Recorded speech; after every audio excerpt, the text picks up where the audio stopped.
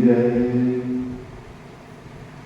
यहाँ पर भगवान श्री कृष्ण कहते हैं कि अनेक पुरुष द्रव्य संबंधी यज्ञ करने वाले हैं, अनेक तप रूप यज्ञ करने वाले हैं, अतः अनेक योग रूप यज्ञ करने वाले हैं, और अन्य अहिंसा आदि कठिन व्रतों में से युक्त होकर यत्नशील पुरुष स्वाध्याय रूपी ज्ञान यज्ञ करने वाले हैं, जो हम सभी यहाँ पर इस स्वाध्याय रूपी ज्ञान यज्ञ में प्रमुखता दे रहे हैं। बताते हैं कि विभिन्न प्रकार के योगियों और उसके योग रूप यज्ञों का वर्णन है। सभी योग रूप यज्ञ गीता में कर्म योग और ज्ञान योग के अंतर्गत ही आता है।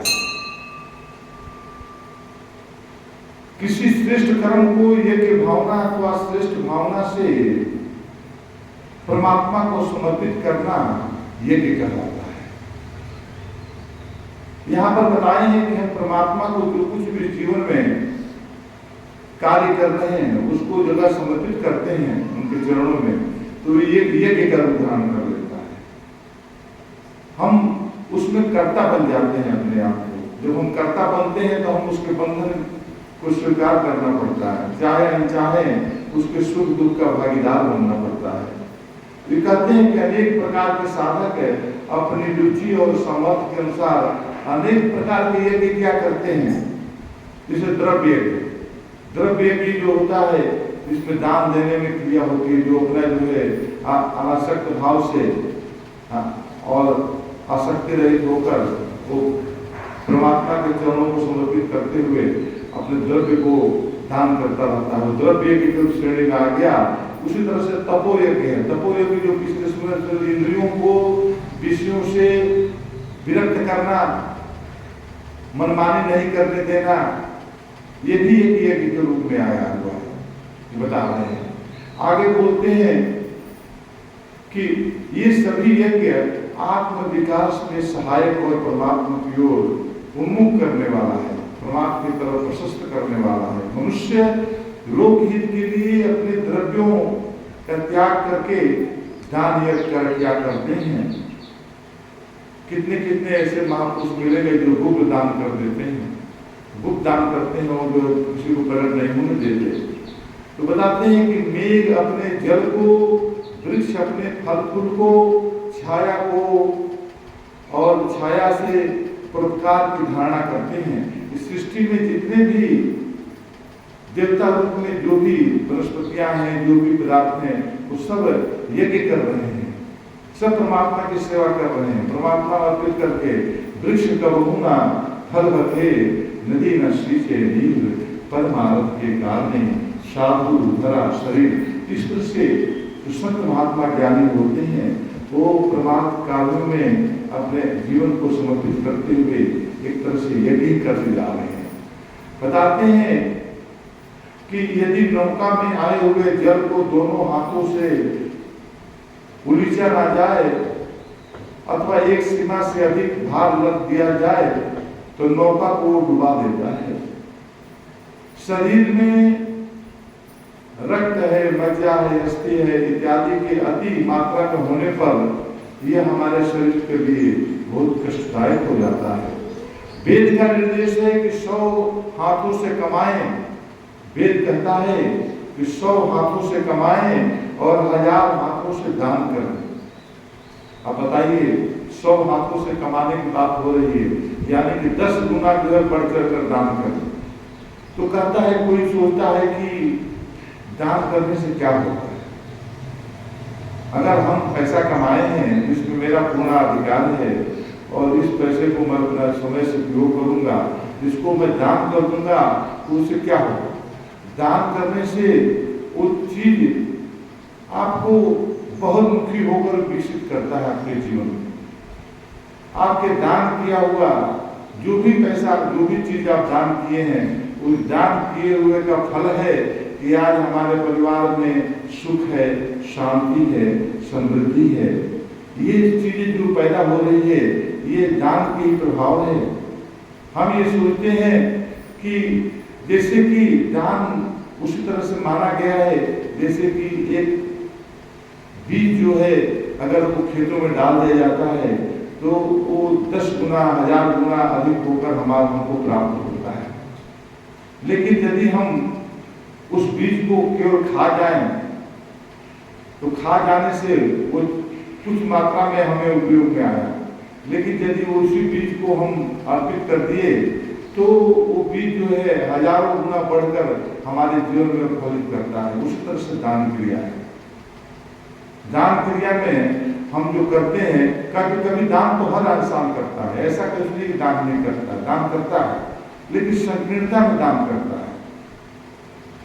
हम पैसा कमाते हैं, पैसा कमाने में जो है हमारा वो दान के ऊपर जो है यही समझते हैं कि हमारे परिवार का हक है।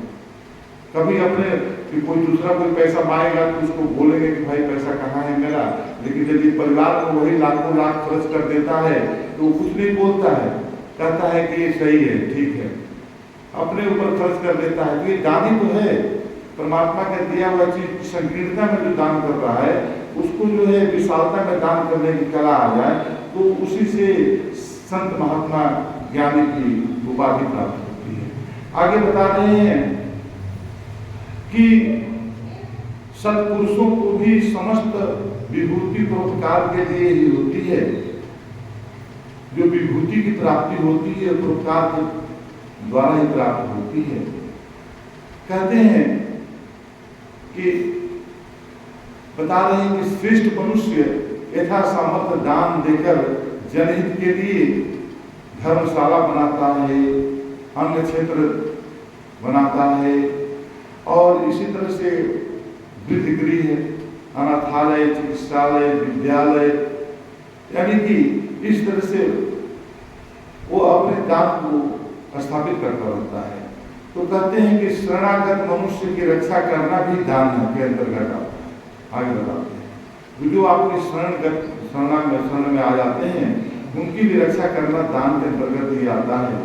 उत्तम पुरुष दान को व्यापार नहीं मानते, दान के संबंध में लाभ हानि का विचार नहीं करते। उत्तम पुरुष दान देकर यश, प्रतिष्ठा, सम्मान, धन्यवाद इत्यादि की कामना नहीं करते। जो इसके पीछे कामना करता है वो सही रूप में दान नहीं कर पाता है। दान गुप्त रखने पर अथवा श्रद्धा पूर्वक देने पर एक यज्ञ की तरह फलित होता है। वास्तव में सारा धन परमात्मा का ही तो है। जरा सोचिए इसके ऊपर हम कि हम कौन से ऐसा कर्म कर रहे हैं कि जिससे कि हम उसके अधिकारी बन गए। हमको परमात्मा ने ऐसी सुमति दिया, ऐसी बुद्धि दिया, जिस वजह से हम इस संसार में उस धन को उपार्जन करने के लिए हमारे पास वो शक्ति आई, सामर्थ आया।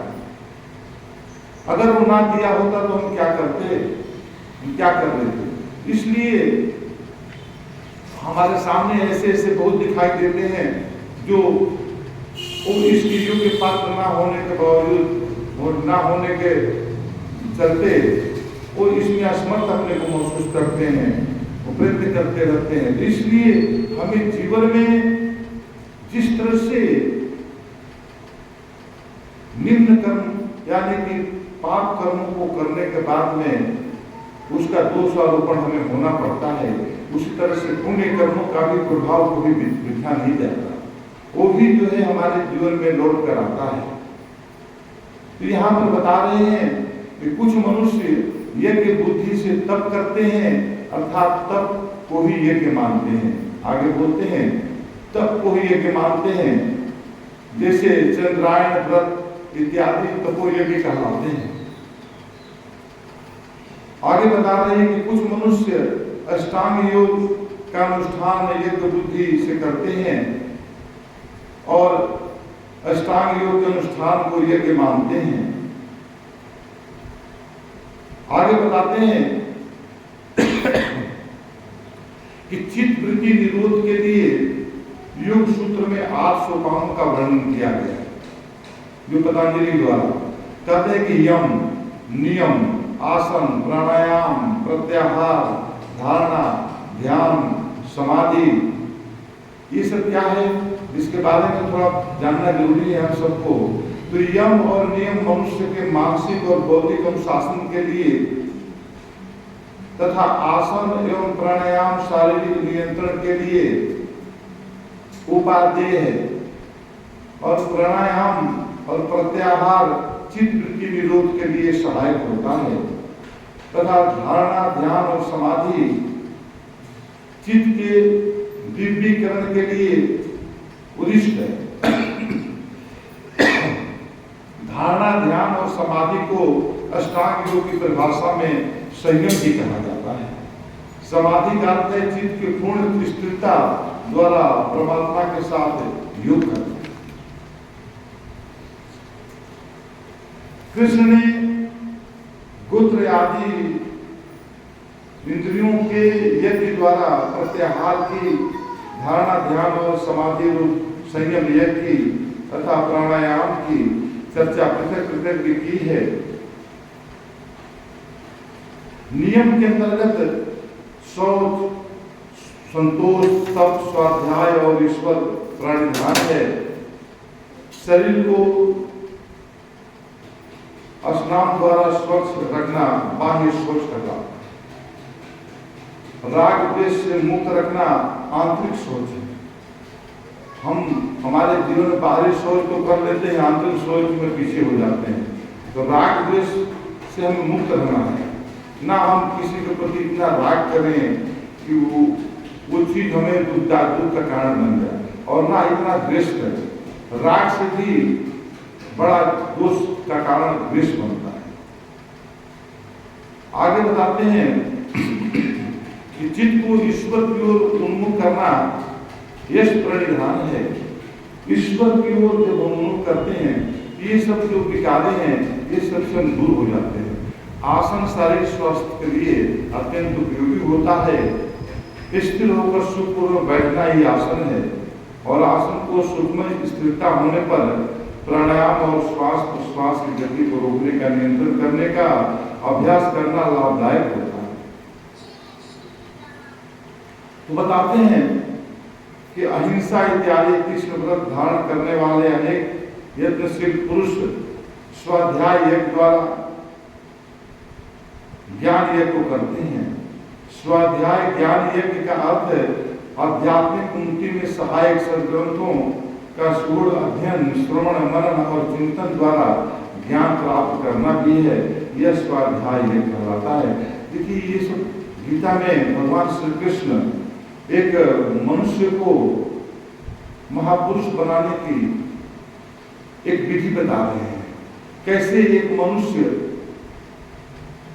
अपने इस कार्यों से इस विभूषित करके और कैसे अपने मंदिर को प्राप्त कर सकता है। नहीं तो इस संसार में इंसान भटक भटक कर जो है इस संसार में अपने आप को इस तरह से जीवन जीने की कला सीख लेते हैं कि अंततः गत्वा वो पशुपति योनि में प्रवेश करने के लिए बाध्य हो जाते हैं। आगे बता रहे हैं।